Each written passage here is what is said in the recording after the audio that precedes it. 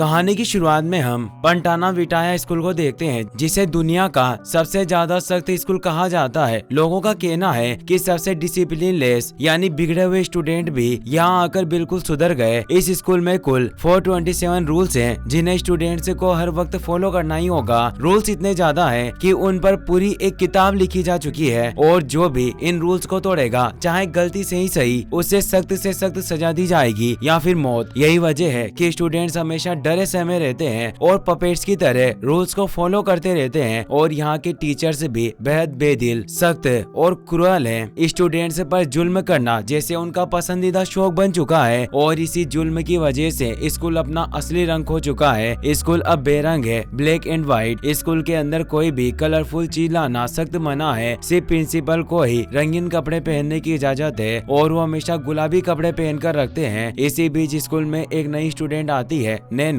जिसे नियम बिल्कुल पसंद नहीं होते। वो जानती है कि हेड मास्टर ने ये नियम स्टूडेंट के भलाई के लिए नहीं, बल्कि उन पर अत्याचार के लिए बनाए हैं, इसीलिए वो उन्हें अब खत्म करना चाहती है। नैनो एक बेहद चीयरफुल लड़की है, जिसे मस्ती मजाक करना बहुत पसंद है, लेकिन जैसे वो स्कूल के गेट के अंदर कदम रखती है, उसका पूरा रंगीन माहौल ब्लैक एंड व्हाइट में बदल जाता है। क्लास में पहुंचते ही टीचर उससे इंट्रोडक्शन देने को कहती है। नैनो टीचर की बात मानकर नए क्लासमेट्स को हेलो कहती है, लेकिन तमाम स्टूडेंट्स बस हल्की सी स्माइल करके रह जाते हैं, और नियमों की वजह से कोई कुछ बोल भी नहीं पाते। क्लास शुरू होती है और नैनो एक मी नाम की लड़की के बगल में बैठ जाती है। नैनो उससे बात करने की कोशिश करती है और उससे उसका नाम पूछती है, पर वो लड़की कोई जवाब नहीं देती, और टीचर उसे टोकते हुए बताती है कि क्लास के दौरान कोई बात नहीं करेगा, और वो पढ़ाना स्टार्ट कर देती है। नैनो जैसे ही बुक निकालने के लिए अपना बैग खोलती है, तो गलती से उसकी लिपस्टिक नीचे गिर जाती है, जो गहरे रेड रंग की होती है। और इस स्कूल में किसी भी तरह की कलरफुल चीज लाना रूल्स के खिलाफ है। सभी स्टूडेंट लिपस्टिक नोटिस कर लेते हैं। लकीली टीचर देखने से पहले ही मैं लिपस्टिक उठा लेती है, और टीचर के पूछने पर उन्हें झूठ कह देती है कि मेरा पेन नीचे गिर गया था। नैनो थैंक यू कहकर लिपस्टिक वापस बैग में रख लेती है। तभी स्कूल के एडमिनिस्ट्रेटिव डिपार्टमेंट से डिसिप्लिन इंचार्ज, मतलब सबसे सख्त टीचर, लिसा क्लास में आती है। बच्चे इस टीचर से इतने डरते हैं कि उसे देखते ही सबके होठ सूख जाते हैं। आज लिसा बैग्स की चेकिंग करने आई है। जब नैनो की बारी आती है, तो नैनो बैग चेक करवाने से मना कर देती है, और कहती है कि इस तरह से बैग चेक करना क्या ऑब्सोलेट प्रोटोकॉल के अनुसार प्राइवेसी का उल्लंघन करना नहीं है। पर लिसा आगे आकर कहती है कि हमारे स्कूल के रूल्स अलग हैं, और सभी स्टूडेंट को टीचर के ऑर्डर को सख्ती से फॉलो करना होगा, और तुमने कोई भी गलती की तो तुम्हें सजा मिलेगी। और वह जबरदस्ती उसे बैग छीनकर चेक करने लगती है और सारे सामान नीचे गिरा देती है। लेकिन बैग में तो कोई लिपस्टिक होती ही नहीं, क्योंकि नैनो ने उसे कहीं और छुपा दिया था। नैनो एक कॉन्फिडेंस सी स्माइल देती है। लिसा क्लास से बाहर चली जाती है, और इसके बाद नैनो अपना असली चेहरा दिखाना शुरू करती है। वो अपने जेब में से लिपस्टिक बाहर निकालती है, और सबके सामने ही आराम से लिपस्टिक लगाने लगती है। स्टूडेंट्स पहली बार किसी को इतनी बेशर्मी से रूल तोड़ते हुए देखकर दंग रह जाते हैं। अगले सीन में हम नैनो और मी को देखते हैं, जो कैफेटेरिया में बैठी होती है, जहाँ लंच के दौरान भी उन्हें सड़े हुए फ्रूट ही दिए जाते थे। नैनो कहती है कि मुझे समझ नहीं आ रहा कि इस तरह के बोर्डिंग स्कूल में इतने सारे रूल्स क्यों बनाए गए हैं। मी उसे बताती है कि इस स्कूल में तुम्हें बेहद केयरफुल रहना पड़ेगा, और यहाँ के रूल्स वाकई काफी स्ट्रिक्ट हैं, और इस स्कूल के टीचर तुम जैसे लोगों को ही सबसे ज्यादा नापसंद करते हैं। नैनो पूछती है कि मेरे जैसे लोगों से तुम्हारा क्या मतलब है, तो वो बताती है कि वो लोग जो हर बात पर सवाल पूछते हैं, टीचर को परेशान करते हैं। पर नैनो हंसने लगती है, तो मी सख्ती से कहती है कि ये मजाक नहीं है। कुछ दिन पहले दो स्टूडेंट्स ने एक छोटा सा रूल तोड़ा था। उन दोनों को एक स्केरी रूम में बंद कर दिया गया, जिसे रूम ऑफ रेपेंटेंस कहा जाता है, और वो 3 दिन से वहीं कैद है, और मुझे नहीं पता कि वो कभी किस हाल में होंगे। उन्होंने बस टीचर की सच्चाई को वीडियो में रिकॉर्ड करने की कोशिश की थी, जिसकी ही उन्हें इतनी बड़ी सजा मिली। लेकिन नैनो यह सुनकर भी बिल्कुल नहीं डरती, बल्कि हल्का सा हंस देती है, और कहती है कि वो रूम ऑफ रेपेंटेंस काफी ज्यादा मजेदार लगता है, हमें भी वहाँ घूमने चलना चाहिए। जिस पर मी कहती है कि तुम समझ क्यों नहीं रही, वो काफी ज्यादा डरावना कमरा है, शरारती से शरारती बच्चे भी उसमें जाकर सुधर जाते हैं, इसलिए कोई भी उस रूम में एंटर नहीं करना चाहता। तभी अचानक लिसा वहाँ जाती है और नैनो के रेड लिप्स देख लेती है। वो जबरदस्ती उसकी लिपस्टिक मिटाती है और नैनो को एक पनिशमेंट देती है कि तुम्हें स्कूल के 427 रूल को पूरा पढ़ना होगा और उन्हें कंठस्थ करना होगा। नैनो खुशी खुशी रूल बुक को उठा लेती है। नैनो स्कूल में खड़ी होकर रूल्स पढ़ते हुए भी हंस रही थी। कई टीचर्स और स्टूडेंट्स उसे इस हालत में देखकर हैरान थे। तभी लिसा के सामने लाइटर से वह रूल बुक जला देती है। स्टूडेंट उसे पागल समझने लगते हैं, पर नैनो कहती है बुक में ऐसा कोई रूल नहीं लिखा कि तुम रूल बुक को जला नहीं सकते। मैंने इस बुक के बारे में सारे रूल्स पढ़े हैं। लिसा का गुस्सा फूट पड़ता है और उन नैनो को रूम ऑफ रेपेंटेंस में ले जाने का ऑर्डर देती है। अब नैनो को जबरदस्ती स्कैरी रूम में ले जाया जाता है, जहां अंदर पहले से ही 2 स्टूडेंट जेली और नवीन बंद होते हैं। वो 3 दिनों तक काले अंधेरे में रहने से काफी डर गए थे, इसीलिए वो अपने किए के लिए माफी मांगते हैं कि आज के बाद मैं ऐसा कुछ पोस्ट नहीं करूंगा जिससे स्कूल की बदनामी हो। अब उन्हें आजाद कर दिया जाता है और अब नैनो को उस कमरे में ले जाया जाता है जहां उसके पास 2 बड़े स्पीकर रखे जाते हैं और इन स्पीकर्स में टीचर्स की आवाज में रूल बुक के बारे में रूल्स लगातार बज रहे होते हैं। इतनी तेज और चुभने वाली आवाज होने के बावजूद नैनो मजे से बेटी हंस रही थी, जैसे उसे कोई फर्क ही नहीं पड़ता। उसी दिन शाम में नैनो वापस क्लास में आ जाती है और इस बार उसने अपने बालों में ग्रीन रिबन लगाया हुआ होता है। यह रिबन पहनना भी स्कूल के रूल्स के बिल्कुल खिलाफ था। लड़कियां खास तौर पर म्यू से इतनी जल्दी वापस आकर देखकर हैरान रह जाती है। नैनो मुस्कुराकर बताती है कि उसने सारे 427 रूल्स याद कर लिए हैं और वो कहती है रूम ऑफ रेपेंटेंस तो जरा भी स्कैरी नहीं था और मुझे सिर्फ वहाँ स्पीकर पर रूल्स सुनाए गए थे। अगर सारे स्टूडेंट्स मिलकर रूल्स तोड़ दें तो उस रूम में तो पार्टी भी हो सकती है। उसकी बातें क्लास के बच्चे बड़ी तवज्जो से सुन रहे थे, पर लिसा भी वहाँ क्लास टीचर के साथ मौजूद थी। वो नैनो को सामने देखकर हैरत में पड़ जाती है, क्योंकि उसे याद ही नहीं था कि उसने नैनो को रिपेंटेंस रूम में कब रिलीज किया था। लिसा उसे सख्त लहजे में रूल्स फॉलो करने का हुक्म देती है, लेकिन नैनो शांत होकर जवाब देती है ये स्कूल बेहद फिजूल है। यह सुनकर लिसा गुस्से से भर उठती है और नैनो को दोबारा रिपेंटेंस रूम में ले जाती है ताकि इस बार उसे और भी सख्त सजा दी जा सके। जैसे ही नैनो कमरे में पहुंचती है, लिसा उसकी आंखों पर तेज फ्लैशलाइट मारती है और उसे बार बार रूल्स दोहराने को कहती है। पूरा दिन यही दिल दहला देने वाला सिलसिला चलता रहता है, पर नैनो फिर भी मुस्कुराए जा रही थी। उसे यह सब काफी सौंदर्यपूर्ण लग रहा था। शाम को नैनो एक बार फिर क्लास में लौटती है और अब उसके बाल पर्पल रंग में रंगे हुए हैं। कई बच्चे अब उसकी साइड पर खड़े होने लगे थे। सभी जोर जोर से हंस रहे थे। धीरे धीरे बच्चों के अंदर का डर उतर रहा था और नैनो अपने मिशन में कामयाब होती दिख रही थी।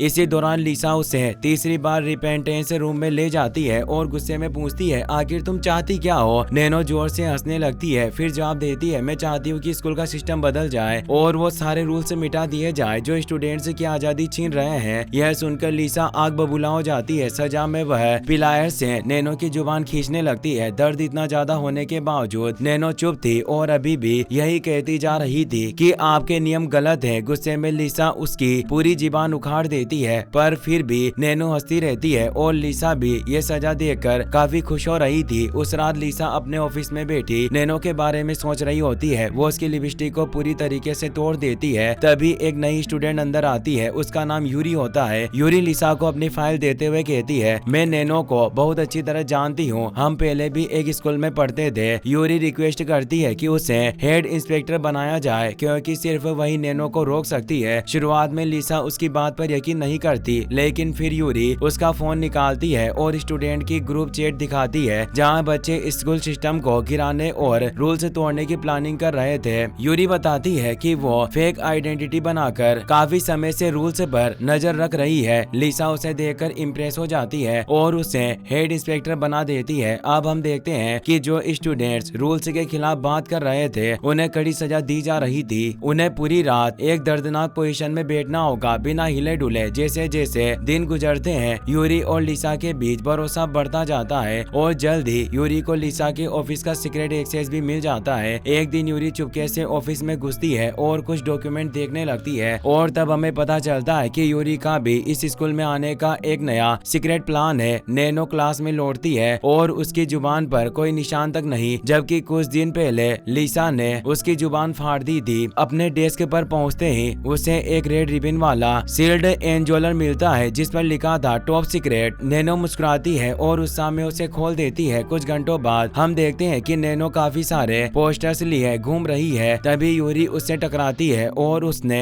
वही रेड रिबन पहना हुआ है जो नैनो नैनो की फाइल के ऊपर लगा था। कुछ देर बाद नैनो टॉप फ्लोर पर पोस्टर्स लगाने पहुंचती है, लेकिन तभी लिसा वहां आ जाती है और उसे ऐसा करने से रोक देती है। लिसा नैनो से पूछती है कि इन पोस्टर्स में आखिर क्या है। नैनो मुस्कुराते हुए जवाब देती है, मैं बस यही चाहती हूँ कि सभी देखें कि कैसे नियम के रखवाले खुद नियम तोड़ रहे हैं। इनमें वो सारी इन्फॉर्मेशन है जो बताती है कि इस स्कूल में कितनी करप्शन हुई है। हर साल गवर्नमेंट करोड़ों रुपए भेजती है ताकि स्कूल बेहतर बने, लेकिन यहाँ तो 5% फंड भी स्टूडेंट की फैसिलिटीज पर खर्च नहीं किए जाते। स्कूल आज भी गंदा है, खाने में सिर्फ सड़े हुए फ्रूट खिलाए जाते हैं और खाने का स्वाद तो पूछो ही मत। साफ जाहिर है टीचर्स पूरा पैसा अपनी जेब में डाल रहे हैं। यह सुनते ही लिसा गुस्से में पोस्टर छीनने लगती है। नैनो से रोकने की कोशिश कर रही थी। तभी हम देखते हैं कि यूरी चुपचाप कोने में खड़ी हुई सब कुछ रिकॉर्ड कर रही थी। थोड़ी देर बाद यूरी सामने आती है और वो नैनो को धक्का दे देती है। नैनो नीचे एक पिलर पर जाकर गिरती है और उसकी वहीं डेथ हो जाती है। स्कूल के बच्चे नैनो की यह दर्दनाक मौत देखकर सहम जाते हैं। यूरी तभी सारे पोस्टर्स नीचे फेंक देती है ताकि स्टूडेंट्स को पता चल जाए कि टीचर्स कितने करप्ट हैं। वो रिकॉर्ड की हुई वीडियो भी ग्रुप चैट में भेज देती है ताकि सबको लगे कि नैनो की मौत की जिम्मेदार लिसा है। यूरी का प्लान पूरी तरह काम कर जाता है। जैसे स्टूडेंट्स पोस्टर्स और वीडियो देखते हैं, उसका गुस्सा फट पड़ता है। सब टीचर्स के पीछे भागते हैं और लिसा समेत सभी टीचर्स की पिटाई कर देते हैं। यहाँ तक कि वो सिक्योरिटी गार्ड को भी नहीं छोड़ते। प्रिंसिपल भी अपने सारे पैसों को बैग में भरकर भागने वाला था, पर स्टूडेंट वहाँ भी पहुँच जाते हैं। इन सब से यूरी काफी खुश थी। सारे टीचर्स को स्कूल के मेन हॉल में लाया जाता है। यूरी आगे बढ़कर अनाउंस करती है, अब कोई भी स्टूडेंट रूल्स फॉलो नहीं करेगा। सालों से जो जुल्म स्टूडेंट पर किया गया, अब वो रूल्स टीचर्स फॉलो करेंगे और जो टीचर नहीं मानेगी उसे रिपेंटेंस रूम में भेजा जाएगा। साथ ही वो उनसे कबूलनामा भी लिखवाते हैं। लिसा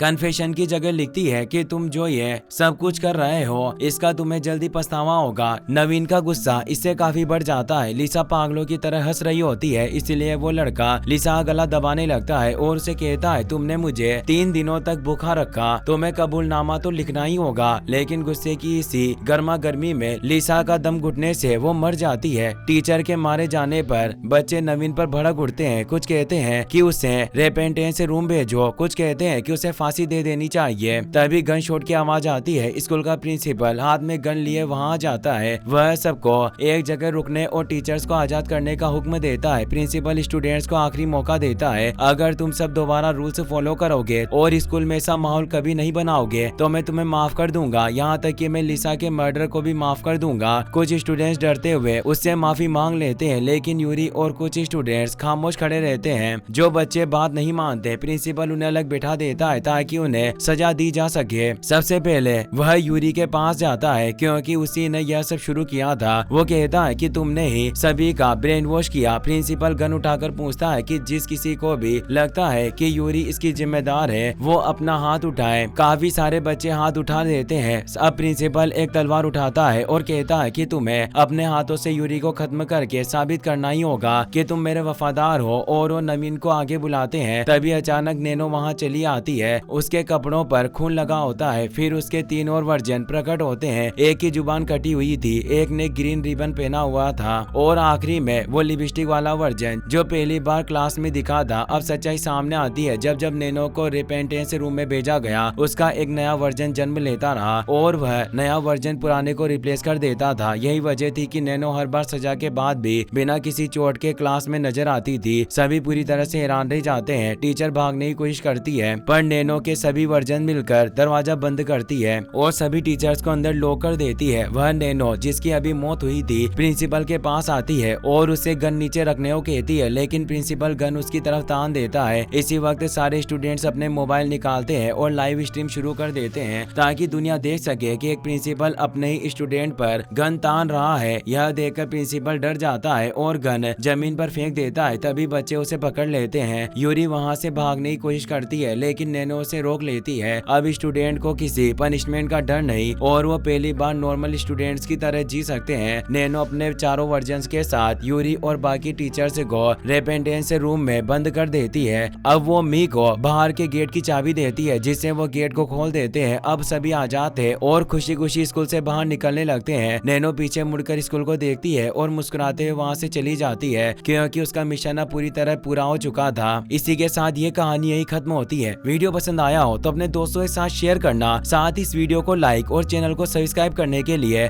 आपका तहे दिल से शुक्रिया। Thanks for watching.